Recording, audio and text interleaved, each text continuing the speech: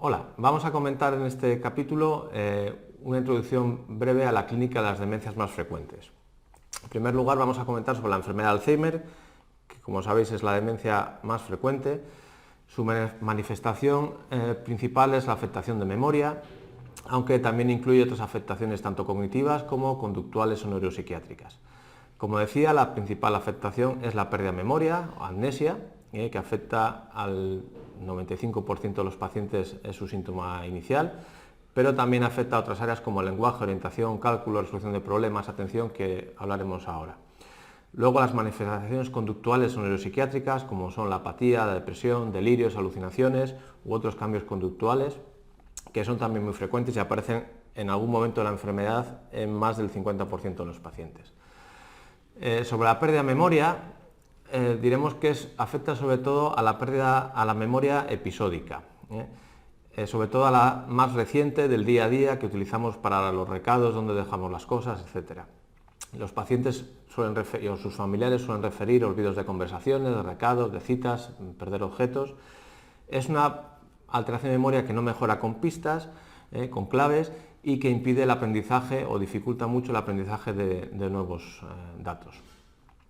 En el inicio, sobre todo, se respetan de los hechos remotos y memoria autobiográfica de hechos pasados de la persona y conocimientos generales, aunque en las fases más evolucionadas de la enfermedad también se acaban afectando. En los pacientes con Alzheimer, el lenguaje es una manifestación muy frecuente que a lo largo de la enfermedad acaba afectando prácticamente a todos. El lenguaje suele ser pobre, empeorando a lo largo de la evolución.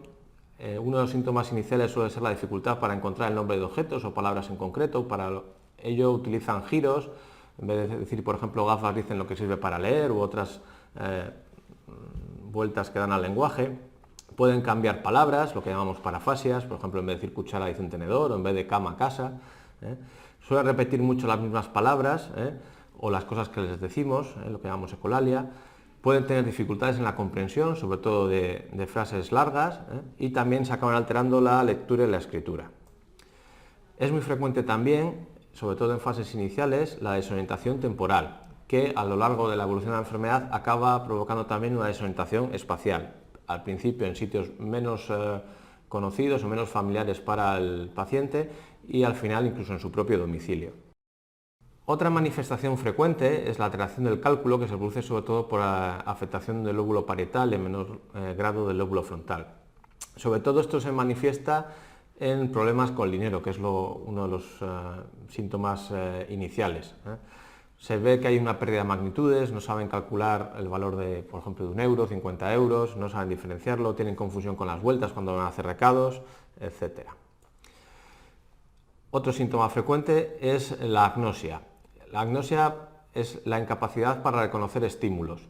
Pueden ser de cualquier sentido. Lo más frecuente es la agnosia visual, por ejemplo, dificultad para la interpretación de imágenes, de fotos, de la televisión, dificultad para reconocer las caras, dificultad para reconocer objetos simples. Y luego hay otras variantes de agnosia, como es el no reconocimiento de la enfermedad, que es lo que conocemos como anosognosia, que es un síntoma inicial muy frecuente y que es muy problemático en muchos pacientes, ya que no les permite reconocer sus problemas, que aunque es variable al inicio, acaba generalizándose con el tiempo. Otra manifestación clínica son las apraxias. Las apraxias, sobre todo producidas por la alteración del lóbulo parietal, son la pérdida de actividades manuales como el manejo de cubiertos, la dificultad para lavarse los dientes, para abrir puertas, etc. También se manifiesta como problemas para vestirse. Es un poco la pérdida del programa motor que tenemos automatizado en nuestro cerebro para hacer las cosas. Otra manifestación también muy frecuente, fundamentalmente por afectación del lóbulo frontal, es la disfunción ejecutiva. Esto se manifiesta en la desorganización para las actividades cotidianas y laborales. Al inicio es para tareas más complejas y poco a poco se va haciendo manifiesto en tareas más sencillas. Por ejemplo, no pueden hacer dos cosas a la vez, se pierde el juicio crítico y el razonamiento, la pérdida de iniciativa y la apatía, cambios de humor, desatención del autocuidado, etc. Estas eran las manifestaciones más cognitivas. Ahora vamos a hablar un poquitín de los trastornos neuropsiquiátricos o manifestaciones conductuales que son muy frecuentes en la enfermedad de Alzheimer. Habitualmente es lo que más estrés y más molestia genera a los cuidadores de pacientes con enfermedad de Alzheimer, porque es lo más disruptivo para el día a día. Los síntomas más frecuentes son la apatía o la pérdida de interés por todas las actividades que antes interesaban al paciente, la depresión, los delirios, es decir, interpretar ideas de forma errónea y verbalizarlas, por ejemplo, ideas de perjuicio, de que le quieren hacer mal, que le quieren robar, alucinaciones, sobre todo visuales, aunque también se pueden ver con cierta frecuencia las alucinaciones auditivas, cambios en la personalidad, con irritabilidad, con desinhibición, con apatía, cambios de conducta como agitación, euforia, ansiedad, reacciones catastróficas ante mínimos disgustos, alteraciones de la conducta sexual con hipersexualidad, de la conducta alimentaria con abuso de algún tipo de alimentos, por ejemplo los dulces, conducta normal como vagabundeo, trastornos del sueño, tanto con hipersomnia como con insomnio, etc.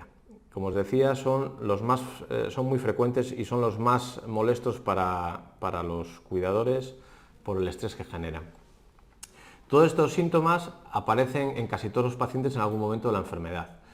De forma más o menos arbitraria, se suele dividir la evolución de la enfermedad de Alzheimer en 3 estadios. Por un lado, el estadio leve, que se suele definir cuando el Mini-Mental es mayor de 20, en el que ya empieza a haber alteración del día a día, pero solo para actividades más complejas. Posteriormente pasamos a la fase moderada, que se estima que es el Mini-Mental entre 10 y 20, aunque esto es variable. Y aquí ya necesitan ayuda para sobrevivir, para asearse, para vestirse, para orientarse. Y ya el estadio grave, que es cuando el Mini-Mental se dice que es menor de 10, en el que ya el paciente es dependiente para todas las actividades básicas de la vida diaria y ya caminamos a las fases últimas de la enfermedad. Antes de llegar a estas fases de demencia, existe un estadio, que es el estadio de deterioro cognitivo leve, que es un estadio transicional entre el individuo sano sin problemas cognitivos y la persona con una demencia tipo Alzheimer.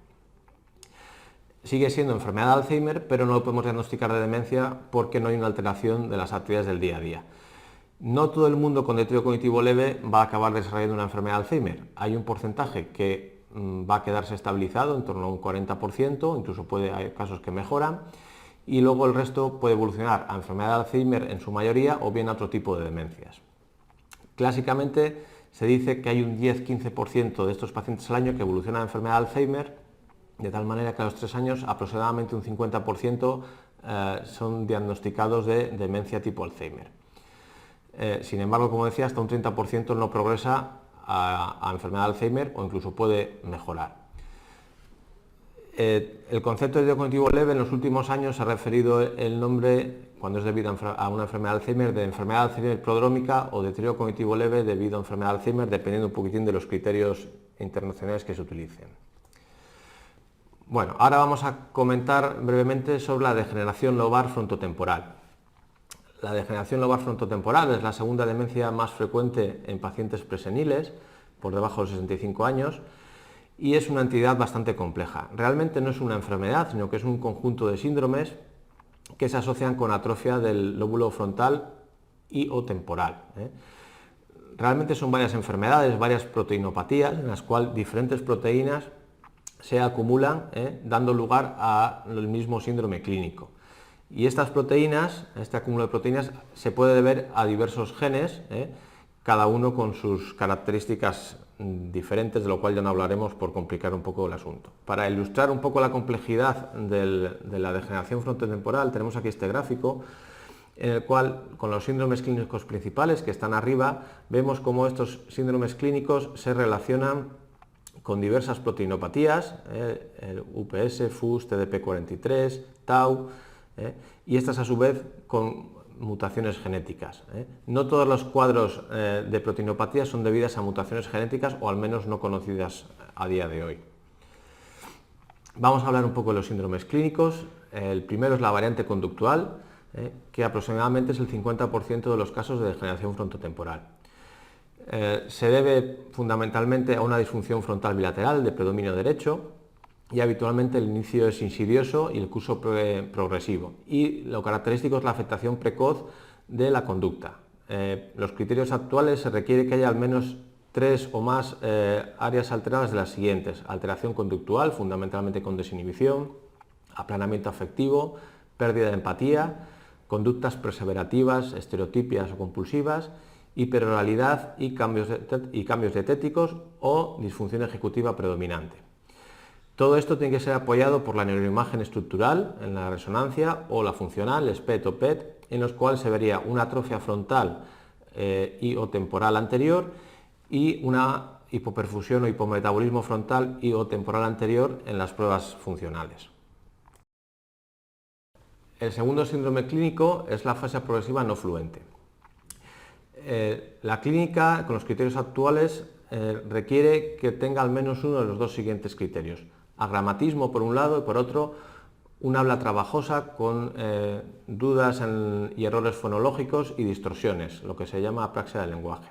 A esto habría que añadir al menos 2 de los siguientes síntomas: alteración de la comprensión de oraciones sintácticamente complejas, preservación de la comprensión de palabras aisladas y la preservación del conocimiento de objetos. Esto en la neuroimagen deberíamos ver una afectación frontal posterior e insular izquierda, bien en la resonancia o en el escáner, o en la neuroimagen funcional, PET o SPECT.